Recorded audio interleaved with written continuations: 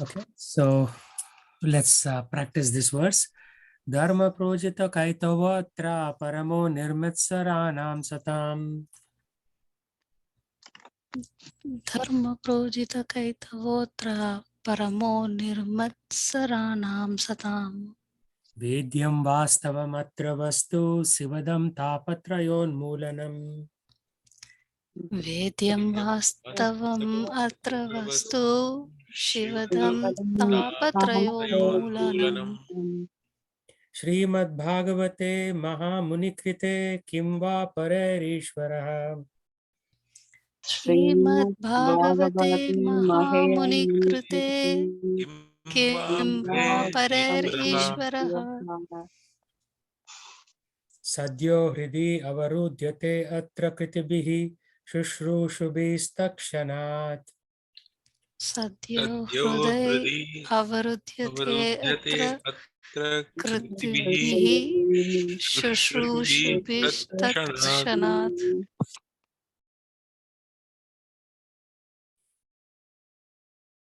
So, Srila Prabhupada, when he gave this lecture on this topic, he was saying there is rivalry. The rivalry for colonization, special feature of the European countries. In India, we have the experience. British ruled India. America also, they have got the experience. Canada, Hollanders, French people, everybody. So there is the regular rivalry on how to occupy. Right? According to Vedic civilization, there should not be rivalry. Tena tyaktena bunjitaha. Like Isopanishad, very first mantra, which says that we just take whatever has been allocated to us by the Supreme Lord. Ma grida kasya svidhanam. So whatever we get, we allocated, we just pursue. But what's happening right now? We are not pursuing. It is basically more, right? The activity of trying to get more from every interaction with this world. So it's like increasing your return on investment with every interaction with this world. That's what we are doing. But East Upanishad says that everything belongs, animate and inanimate, belongs to the Supreme Lord. We should only take what we require, roti, kapda, makan, basics, and not try to over extract from this material world. But right now what's happening is we are extracting more and more from the material world.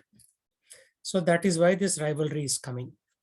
And Srila Prabhupada says 1942, there was a famine, man-made famine. So many people practically died of starvation. Not died, but they died by eating. So there was scarcity of food stuff, but when public began to give them food, they had so much that they fell sick and died. Usually, even if you don't eat for many days, we will not die. But if you overeat one day, we could get into big time trouble. So that is how it works. Not by starvation, by eating. By starvation, nobody dies. By overeating, one dies. This is the statistic.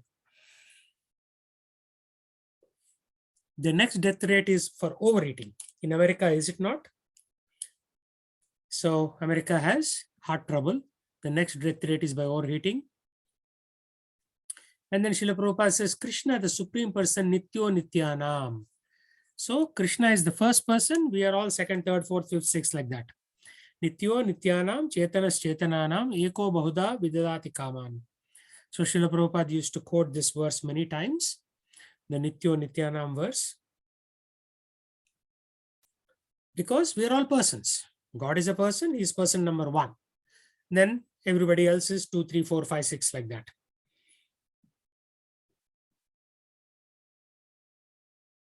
So he's talking about himself, just like you consider me, I'm the head of your society. Similarly, there are so many heads, another head, Brahma is the head. There are so many Brahmas. Then above them, there is Mahavishnu. In this way, if you analyze, you'll go to Krishna. Ishvara, Parama, Krishna, Sachidananda Vigraha, Anadir, Adir, Govinda, Sarva Karana, Karanam.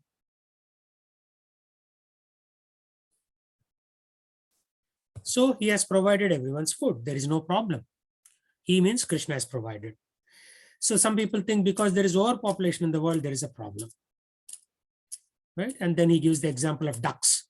He's talking about St. James Park in London. He gave this lecture in London. Then he's saying they are producing 1 dozen children at a time, and twice, thrice a year. They have no problem. They're not starving, right? The food is being provided by the Lord, some or the other. Some worms are there, some,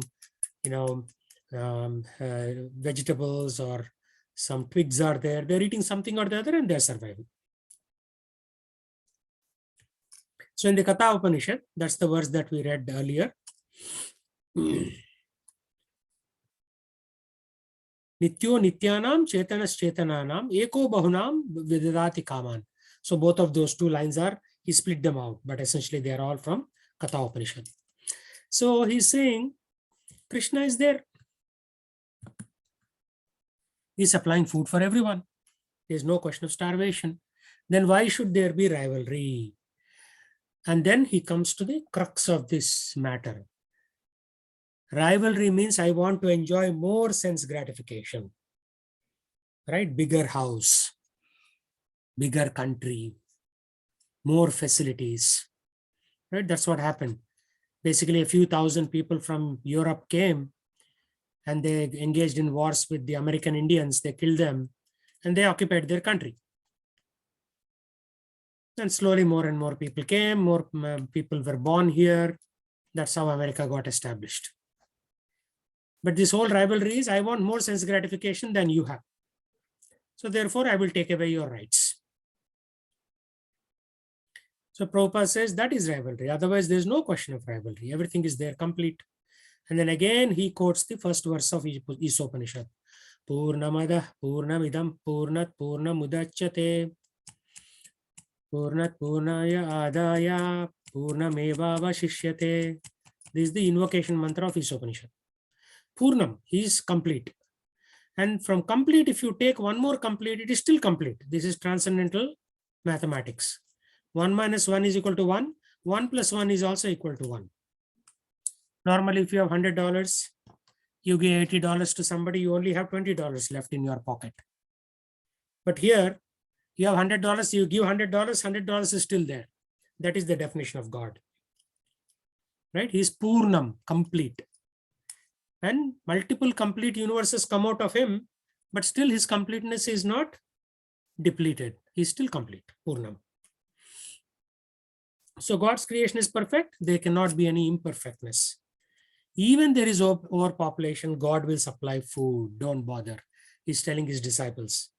Prabhupada is telling, even if there is overpopulation, God will still provide food.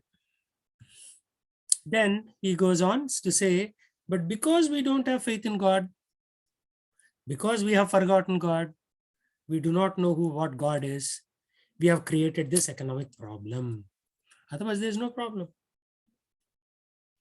Right? And again, he's talking about the ducks in St. James Park. You can see how they are jolly, they are walking. So by nature study, we have to learn. If we don't go to the Vedic knowledge, we can see where is the problem in lower animals. There is no problem. You don't see animals, right? One duck fighting with the other duck saying, oh, you are accumulating too much food. Actually, animals don't accumulate food. Have you seen that? They just come, whatever is available, they eat, they go to sleep. Again, they wake up. I mean, some of them do, like ants do, like that, right? Bees do. So the problem for lower animal is when they are in the city, there is a problem because other people will trouble them. But if they live a natural life, there is no problem. So what Prabhupada is saying is contrasting our human greed with lack of greed in animals. Right? A lion will kill an animal, eat whatever it can eat, and then it will just walk away. Then all the, other animals like foxes will come and eat the rest. And this is one of their favorite lines of Srila Prabhupada.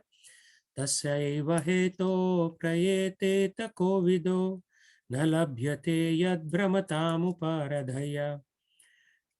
In these different species of life, we are wandering. We means all of us, right? We are wandering. Sometimes you are on planet Earth, sometimes on moon, sometimes in heaven, sometimes in Atala, sometimes in Vitala, Sutala, lower planetary systems. But we are constantly going around, and we'll constantly go around if we don't come to our senses and do something in this lifetime. So he quotes Vidyapati Thakur, Katachatur Anana Mari Mari Yavata. Mari Mari Yavata. Yavat means coming. So these leaders are coming and going, but problems are remaining, right? Gandhi came, he left, problems are still there. Nehru came and left, problems are still there. Trump came and left, problems are still there. Obama came and left, problems are still there, right? Because there is no God consciousness. We are rebelling. If we are perfectly in alignment, everything will be provided, just like the birds. Who is providing food for the birds? They are not going to office and writing code, programming to make money. They're being provided. Then he says, in our country, big leaders like Gandhi and others came and went away. They thought if the Britishers go away, problems will be solved. But did it happen? Actually, there is no solution of problem. There is Pakistan problem now, this problem, that problem, so many problems. So in this way, we cannot solve our problems. The problems can be solved if we endeavor for developing Krishna consciousness. So again and again he's saying, unless we develop Krishna consciousness, we will be a failure in life.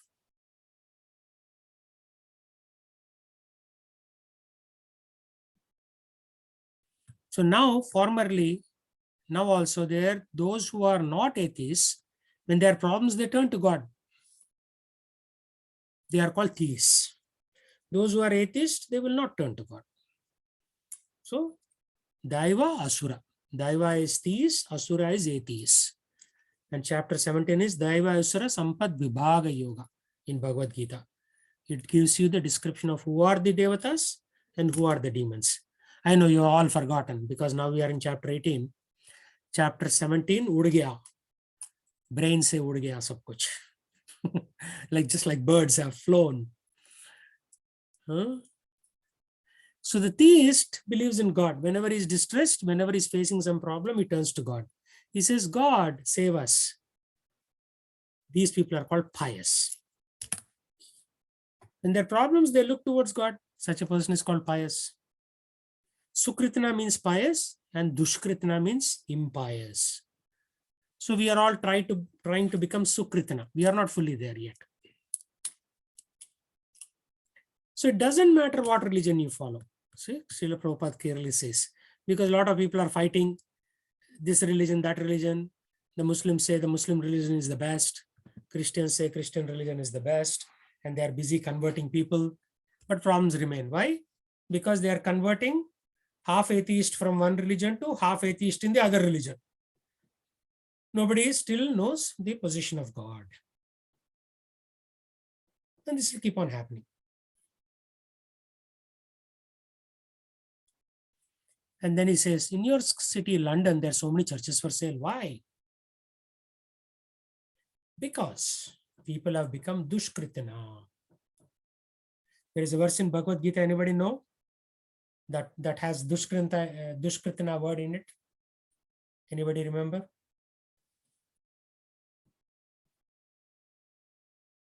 Sheshdev?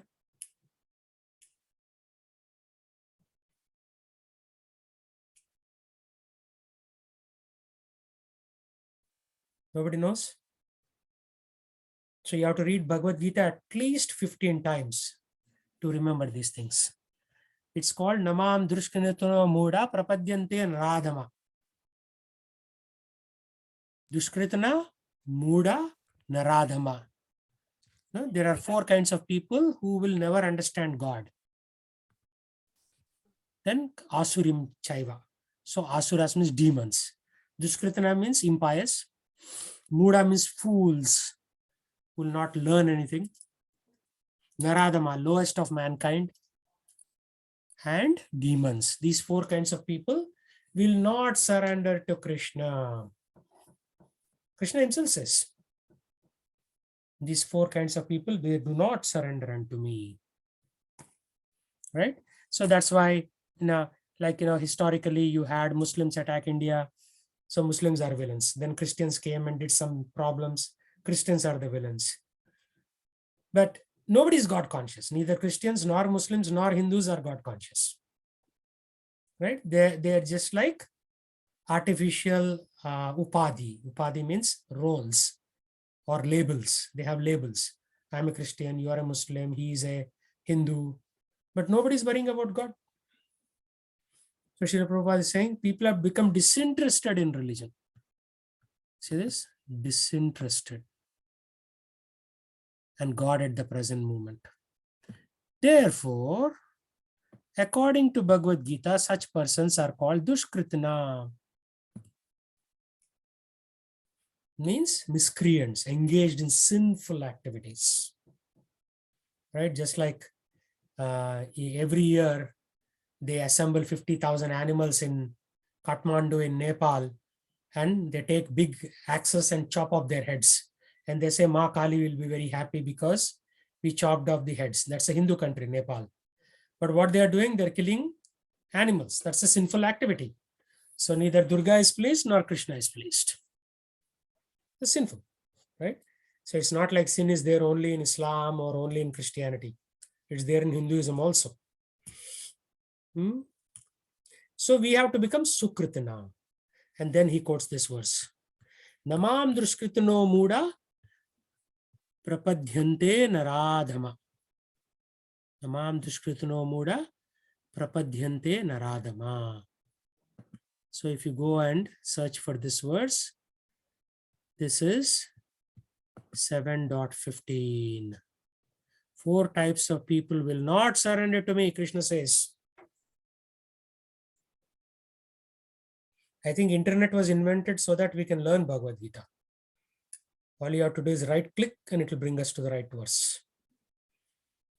Those miscreants who are grossly foolish, who are lowest among mankind, whose knowledge is told by illusion, and who partake in atheistic nature of demons, do not surrender unto me. Right? So 7:15, and then in 1866 it says, Sarva Dharman Parityajya. Give up all types of activities, duties, religions. Mamekam Sharanam Vraja. Surrender unto me. And here he's saying, who will not surrender? So it's not like everybody will surrender. Right? Only a few people will surrender and go back to the spiritual world. And the few people means what? Less than 100,000 people out of 8 billion people will surrender. We have to see how many of us on this call will surrender to Krishna. Right? Surrender is not an easy thing. You are afraid, oh, if I surrender, what will happen to me? Will I not get enough food to eat? Then that's why Prabhupada was saying, right? Oh, the birds are eating. How are they eating? The ducks are eating. Krishna is providing.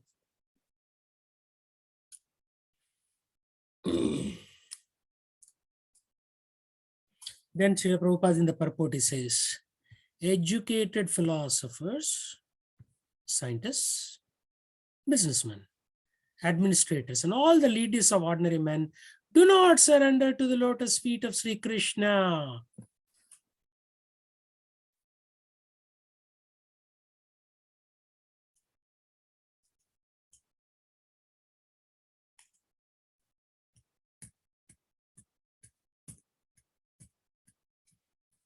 These really learned leaders of society like Brahma, Shiva, Kapila, Kumaras, Manu, Vyasa, Devala, Asita, these are all sages. You may not understand all of them right now.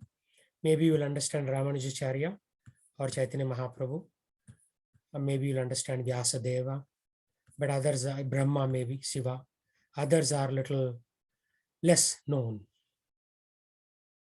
What do? They surrender to the lotus feet of the Supreme Person. So Bhagavad Gita is all about surrender to Krishna. It's not like I will learn some shlokas and I impress people at cocktail parties. No, it's not that. Like Gandhi used Bhagavad Gita to further his political views. But Bhagavad Gita is not about politics. It's about surrender to Krishna. And if you don't surrender, you will take birth again. No doubt about that. Right? I will take birth again if I don't surrender. So, and then he talks about plan makers, because India goes through this 5-year planning. Russia goes through this 5-year Panchavarsha Pranalika, they call it, right? Atheistic plan makers are described by the word dushkritana, miscreants, because they are planning against Krishna, how to make a permanent home in this temporary world. Where we live is a temporary world. We are making a permanent plan to stay here. But can we stay here permanently?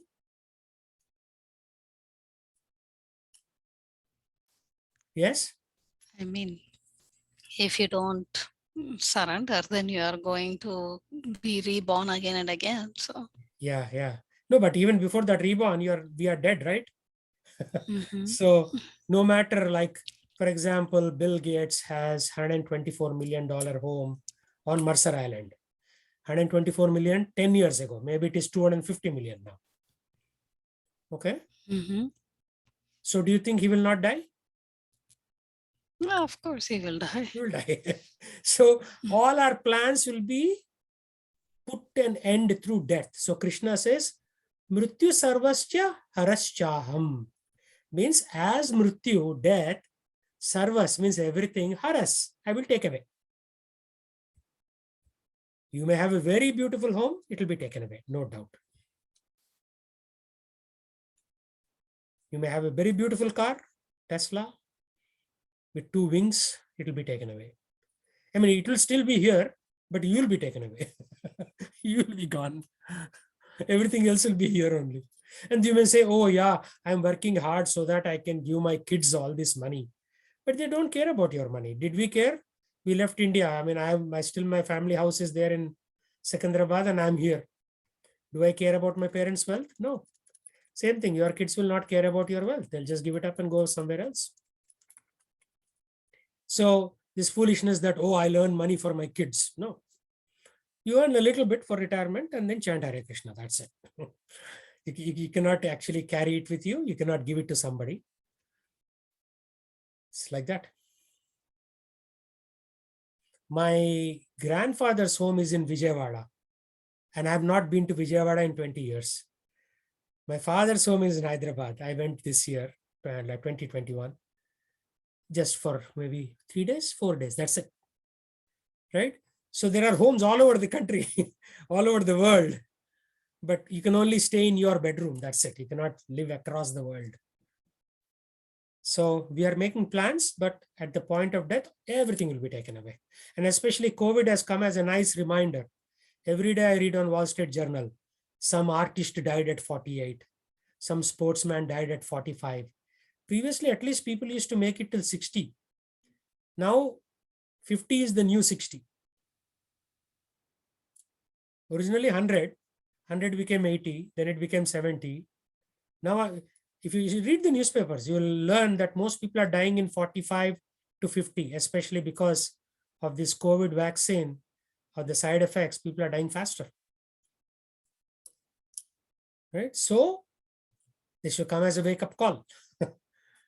End of Kali Yuga, 30. This, Srimad Bhagavatam says 30 will be the new 100. So a person who reaches 30 will be treated as, wow, he made it to 30, man. Like that.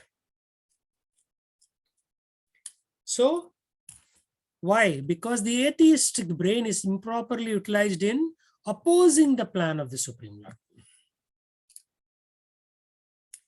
We are all atheists, actually. We are trying to become theists because we are all opposing Krishna's plan. Krishna's plan is all children should come back to him.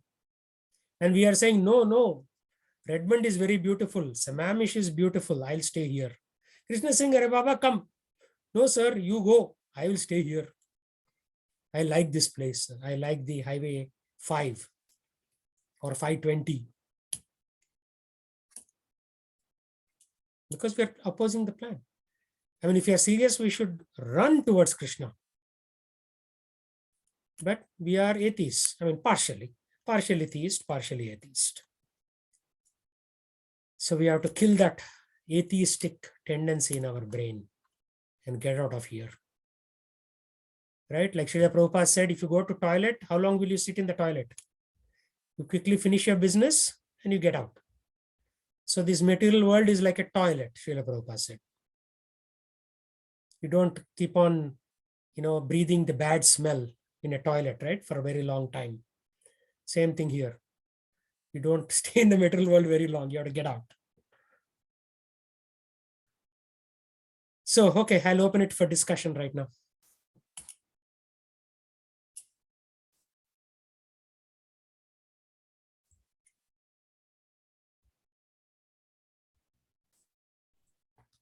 Discussion on what topic, Prabhuji? On what we discussed. Your thoughts, ideas. I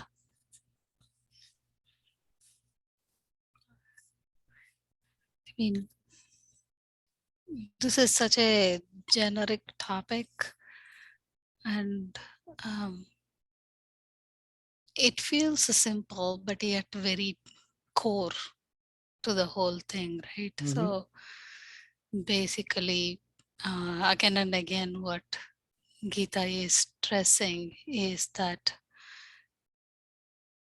anything and everything that you do, it's of no use unless you're trying to come out of it and then only think about the lotus feet of the Supreme Lord. Very nice. Mhm. So let's open it up for a little bit more. Let's go dive deep. Why is it, even though we have this information, we are unable to do it? I think, at least personally, I feel like we try, but then Maya comes and takes over in terms of either your responsibilities or your existing role within the family or distractions that you have everywhere. Yeah, but we are blaming Maya, although we are causing it to happen, right? Mhm, mhm. So we are conveniently pointing the finger at Maya, but what is it that we are not doing?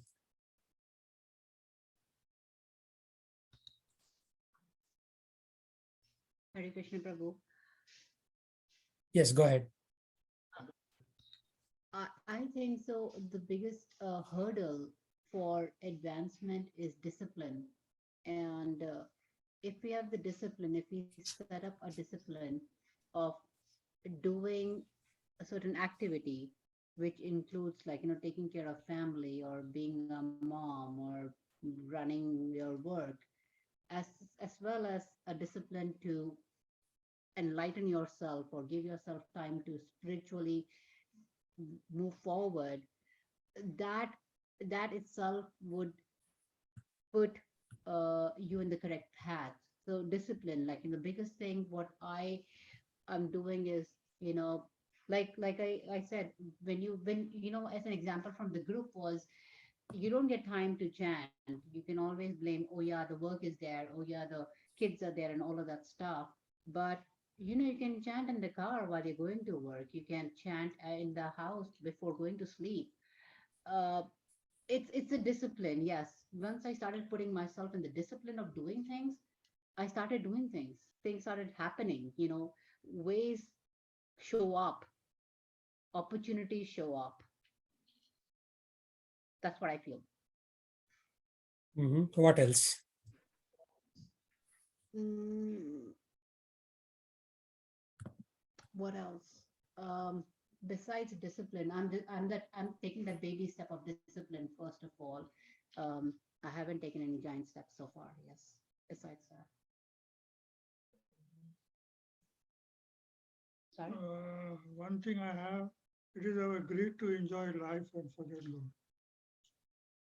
Yeah, we want to enjoy. It's like there is a story of a rat. It is eating a small worm, and the snake comes and grabs the rat. It knows it's going to die, but as it's dying, it is still enjoying that worm in its mouth, the rat. It knows it's dying, but it still doesn't want to give that enjoyment propensity till the last moment of its life. That is the greed of every person mostly. But we have to solve the problem. We cannot say that, yeah, I'm unable to give up. So if we don't give up, then we know the consequence. We'll take birth again. I mean, it's not very bad, but still you have to go through the same problem again next lifetime and the following, and it will never end.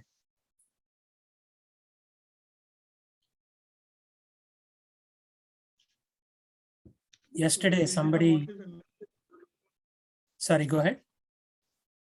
No, we know what is, we are doing it, we have to overcome that. And that to overcome, we cannot do it ourselves. Only by surrendering ourselves, we can do it. Yeah, so surrendering means taking instruction from a guru on a daily basis and saying, okay, because if we don't change our lifestyle, we'll live like this and we think that we are very good people and one fine day we'll just die. We have to take it to the next step. For example, after a particular age, we should leave family and stay in a dham, for example. Or so many things, right? I mean, if you don't have family responsibilities, then it should be quasi sannyas. Like yesterday, somebody sent me this post on LinkedIn. They were talking about this person who has 2 towels, one jola, and he goes from city to city across India, town to town. And whatever is available to eat, he'll eat. And he has been doing that for many years. He doesn't even think about money, earning. He just goes from town to town like this. Wherever there is water, he'll wash his clothes. And all he has is one jola. That's it. So that type of renunciation is definitely preferable. Of course, we may not be able to do that extent. But if we continue to be in complete luxury, right, like we are doing right now, then it will be a challenge towards the end of life to give it up, right? You'll still be attached to your bedroom, to your computer table, to your family members. So we have to do something about it. Otherwise, it's going to be a challenge.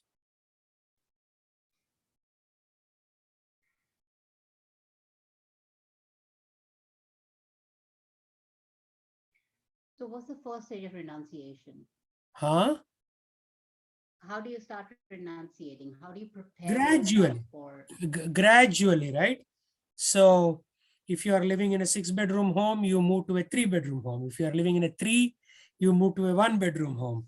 If you are, devoting 12 hours a day for career, you devote 6 hours a day. I mean, I have seriously cut down the amount of hours I devote for work, right? And which comes with a price that you won't get promoted. So be it. We want to be promoted to a higher status, which is Krishna's, not here, right? But of course, you can be the world's richest man if you are using that wealth for Krishna consciousness. Less like Ambarish Ford, who is the great grandson of Henry Ford, he's a billionaire. It's like he has given like 60 million or something for building the temple in Mayapur. And he gave his company to professional management, and he sits in Mayapur and he's supervising the temple construction. Right? For me, he has his priorities set. That's the thing. Yeah. It's not like you have to be poor. If you know how to use money, you can be very rich. But you should know how to use money in the service of Krishna. Agree. So there is no one formula. That's why you need a guru to guide you on a day-to-day basis, right?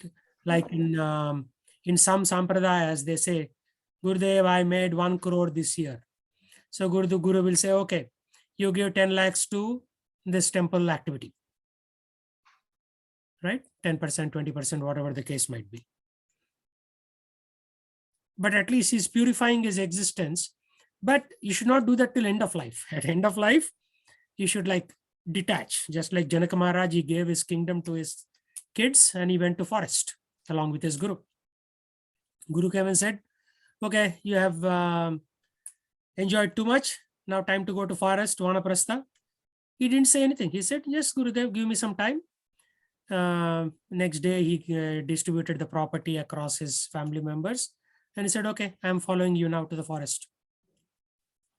Janakaya is Sita Mata's father. So that level of readiness should be there. So you develop readiness over a period of 10, 15 years. And when the right time comes, you just come out, jump out of it. Otherwise, it's not going to happen.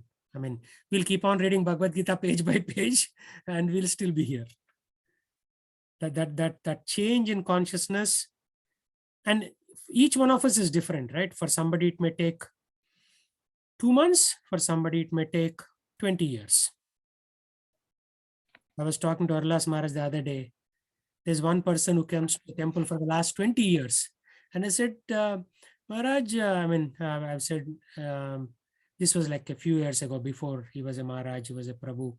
So I said, Prabhuji, what happened? This person is coming for 20 years, eating prasadam, still no change. He said, what can we do?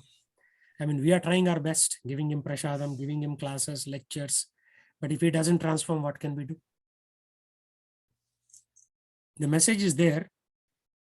If the person doesn't take up, we cannot do anything. Ultimately, soul has freedom, free will, right? So the soul has to, at some point, come to that conclusion that this is not good for me. Anyway, this is not the first lifetime we are having. For millions of lifetimes, we have been enjoying matter. Millions. So it's very difficult to give up in one shot. That's why we have to go on a war footing, as they say. Tivrena bhakti yogena ejeta purusham param.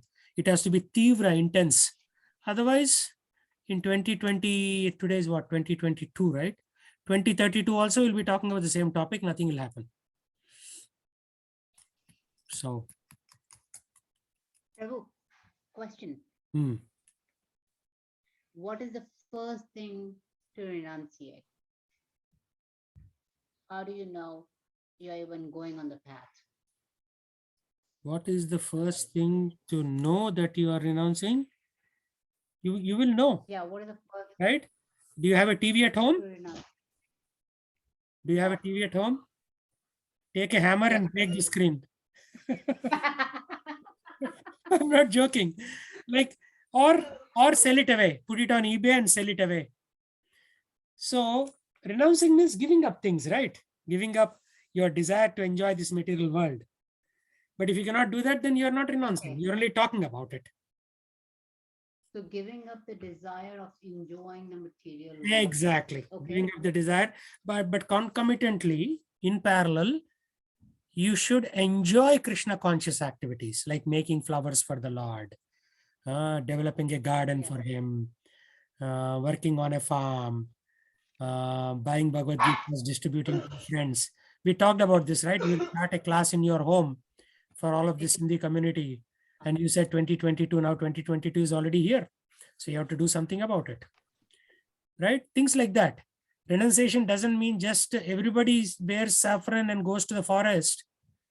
Then the cities will not be run, right? You have to live in the city and still be renounced. Gradually give up. What can we give up? So sometimes you may not give up. Sometimes you may acquire a new computer to serve Krishna by making brochures and flyers and preaching on the internet, giving classes online. So giving up doesn't mean giving up your facility to be Krishna conscious. So Nirbandha Krishna Sambandha, Rupa Goswami says, Nirbandha Krishna Sambandha Yukta Vairagyam Uchyate. So if it is in your service of Krishna, then you keep it. Prabhu, last time you had said that this example of giving up is, you have to have mental fortitude to give up. But you also mentioned that there's physical ways you can do that as well. Like you were saying that your mental state is also influenced by what you eat, and you were saying that if you stop eating certain types of foods, then that also helps. Yeah, Can yeah, can you share that? sure. Basically, we are trying to improve our consciousness. Our consciousness is based on what goes through our eyes, ears, tongue, skin, and so on, right? So if you shut off bad vibrations entering your eyes through watching TV or movies, then that's already victory. And then your tongue has to eat something. So you cook nicely, offer to Krishna and eat prasadam. Of course, Krishna only eats from the vegetable kingdom.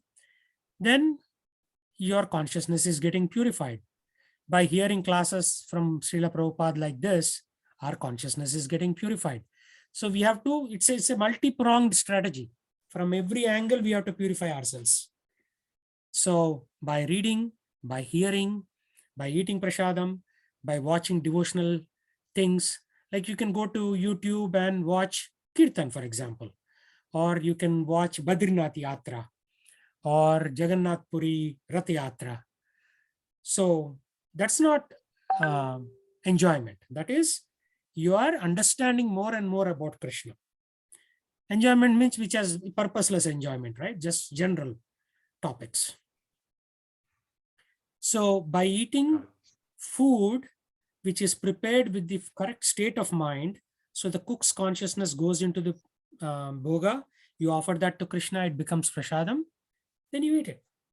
That way, you are eating purified, sanctified food. That's why this is a complete lifestyle change. This is not just like classic Hinduism, where once a year you go to Tirupati and put 1,000 rupees in hundi and come back. No, every day we have to work towards Krishna. That's helpful. Thank you. So Rekha Mataji, any thoughts?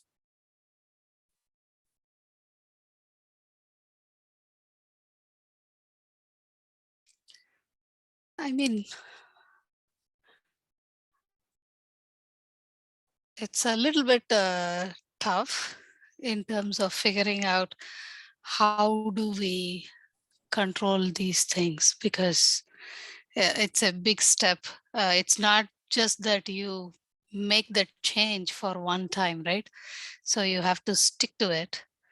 And that is where it becomes difficult, and then you get a lot of distractions, and making sure that you stick to it is the main thing. Be intentional when you're trying to change your habit. Yes, And yes. The power of habits. If you do something for 31 days at a stretch, it will become a strong habit, right? So like Mangal Arti, early in the morning and doing Arti for the Lord. People do it for 10 days, then they give it up. People do it for 4 days, they give it up. I mean, I'm also going through the same struggle, not just you. So I do it for a few days, then one day I don't wake up. So resolution, we need to resolve that I'll do it. Then comes discipline, like Disha was saying. And then once you fail from your discipline, the art of coming back, bouncing back. So you should not be dejected, but you should bounce back. Yep. Again, you'll fail. Again, you bounce back. Again, you'll fail. This is a lifelong exercise. If we were so strong, why are we even here, right? Because we are weaklings, we are here in the material world. True, true.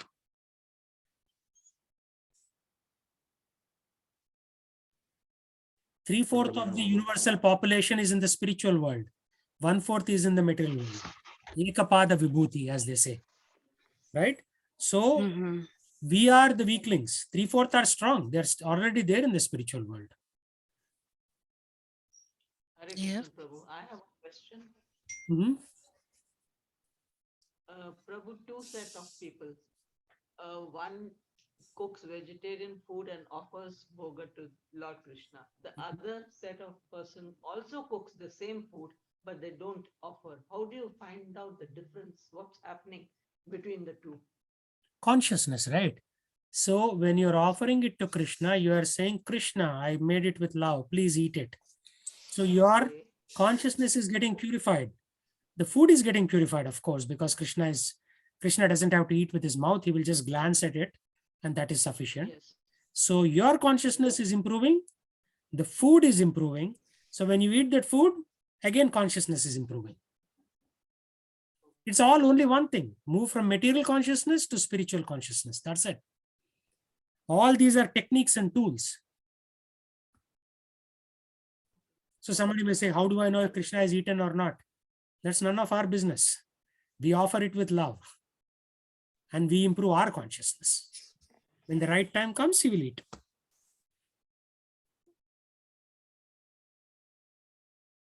Do you have to offer whatever you eat, Prabhu? Like 3 meals we cook, we have to offer all, or Yes, 3 meals, and in the middle, if you make some rooibos tea or if you make some garam doodh before sleeping, everything should be offered. So you can offer him 5 times a day. But he will not eat junk. So you have to offer nicely cooked items in the vegetable kingdom to him. okay. Thank you. Sweets, rice, pulao, anything that is less violent. Everything is violence, right? Even killing of a cabbage is violence, but killing of a goat is much more bigger violence. Prabhu, if we offer, can we offer the same food if it is kept aside for Krishna for lunch and dinner? No, Or shouldn't that's we- not recommended. should- No. You can have the same raw materials, but you make it fresh again. So you cut vegetables, Fresh again. divide into 3 parts. Okay. Okay, got it. So you cook in the morning, wash that vessel, put some oil, put some tadka, and put the same vegetables, cook again in the afternoon, again in the evening. Okay, got it. Because your cooking is a sacrifice, it's a fire sacrifice. So when you're cooking, you cannot give already old stale food to the Lord.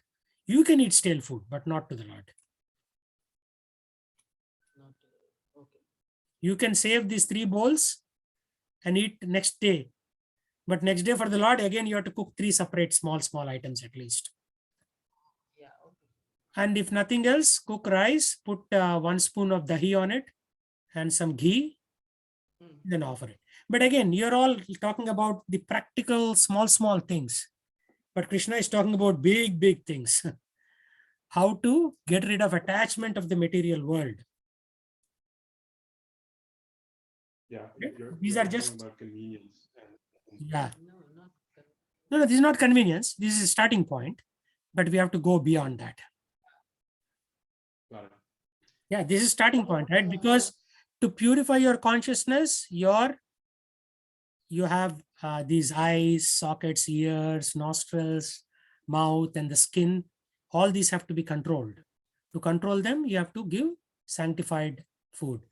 If you watch bad movies on Netflix, then your consciousness is dull. I mean, I've seen it, experiment on myself. Whenever I was traveling and I used to watch a movie on the flight, the consciousness of that day would be lower for me. I mean, at home, I don't, because I don't have time. But when I'm on the flight, there is nothing to do. You sit on a flight for 2-3 hours. So I switch on that, little display that on the flight. And then I may watch something, but I've seen it many times. Their consciousness comes down. There's no more Krishna in the picture. Maybe there is some movie star in your brain. There is if there's some killing going on the screen, then that killing will bother you in your mind. These are all very practical things. These are all tools, but ultimately the goal is very clear. Reduce attachment, eliminate attachment for matter, and adopt attachment for Krishna. That's it. That's why it's called Krishna consciousness. So basically, have what is just bare necessities for you to survive, Right. and don't accumulate stuff. Stuff like, yeah, don't have stuff. Yeah, if you come to my home, every room is full of stuff. I have like wardrobes and tables and dressing mirror. I have to get rid of all of this stuff. You see this thing on the back? You see this chest of drawers and the dressing mirror? This is stuff that is there in my home. But if you look at any elevated devotee in the history, they had less stuff.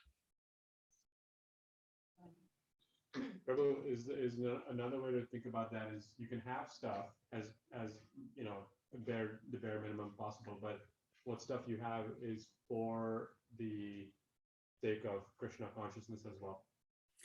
Yes, initially, yes. So basically, if you have a car, maybe 4 or 5 days a week you go to office, 2 days a week you come to temple. So at least 2 days a week, the car's purpose is spiritual, right? But then what do we do? Our human mind is very tricky guy. It will say, oh, like, why my Guru Maharaj went to one home. So there was a big TV, 73, 83 inches TV. And he was saying, yes, Maharaj, I use this to watch Krishna videos. Maharaj said, yeah, once in a while you watch Krishna videos. What are you doing with the rest of the time?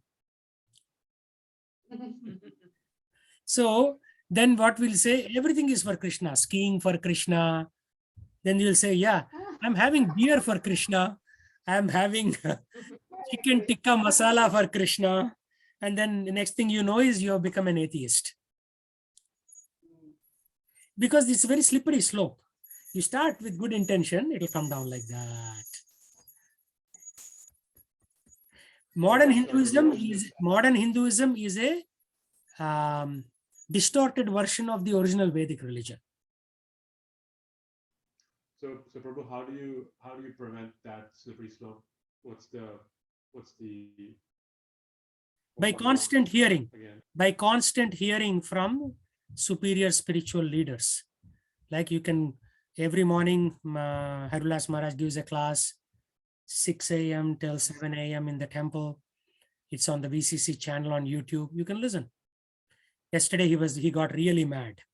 Some people, devotees, went to Mexico for vacation and they got corona and they infected about 100 other devotees. And that's how our temple got shut down.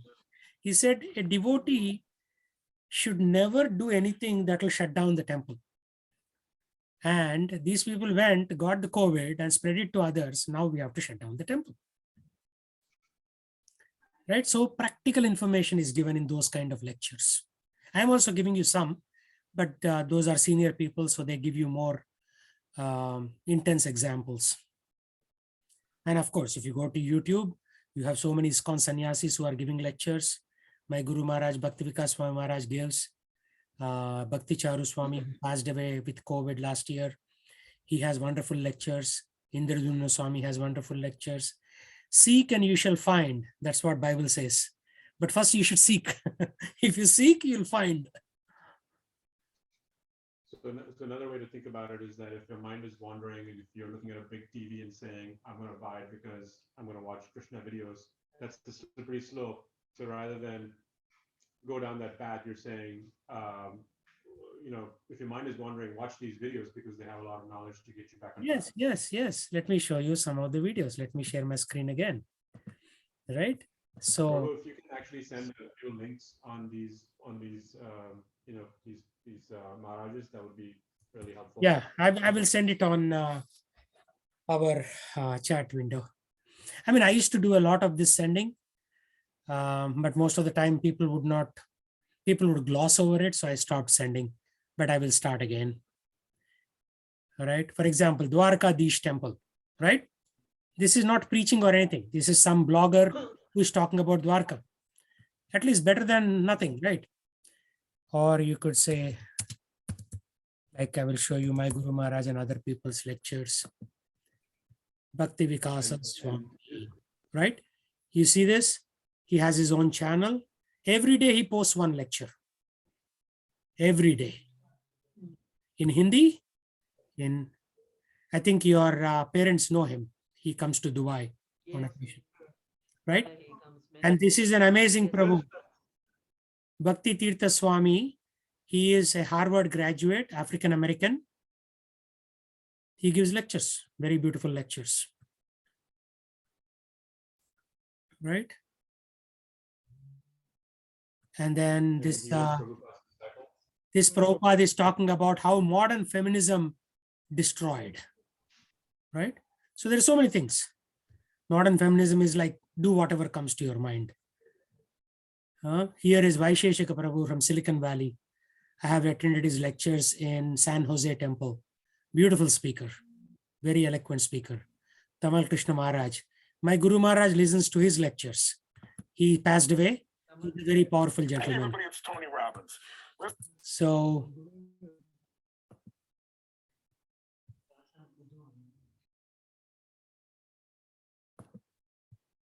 let me pause the recording because otherwise it will say copyright violation, this and that. Whenever we